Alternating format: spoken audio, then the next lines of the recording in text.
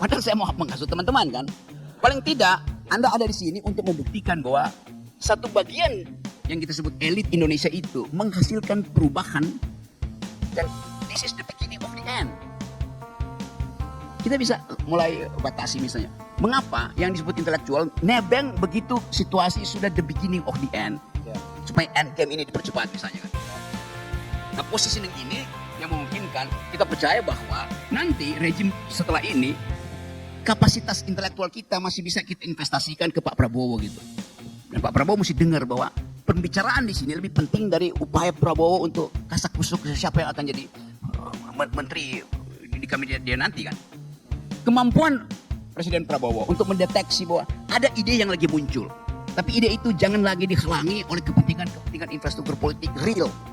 Kita mesti anggap bahwa hantu pikiran itu akan gentayangan terus di era Pak Prabowo, apalagi kalau Pak Prabowo tidak bisa memisahkan mana ban benar dan mana ban serep.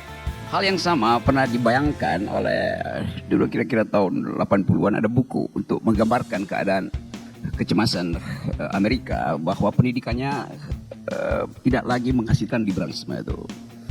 Bukunya kalau nggak salah judulnya The Closing of American Mind. Siapa yang nulis itu ya? Belakangnya itu Bloch, siapa Bloch itulah.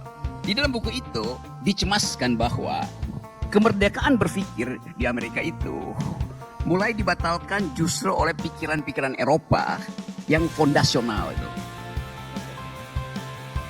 Filsafat itu dianggap, ya filsafat itu menstrukturkan, membuat ada pola itu. Jadi selalu ada semacam counter dialectics bahwa filsafat sebetulnya ingin menguraikan masalah. Tetapi begitu dia masuk ke dalam universitas, filosofi apapun, dia berubah menjadi panduan untuk berpikir, panduan moral, panduan untuk logika itu. Akibatnya tadi liberal mind yang origin ada di dalam upaya untuk bertengkar ditertibkan oleh filosofi.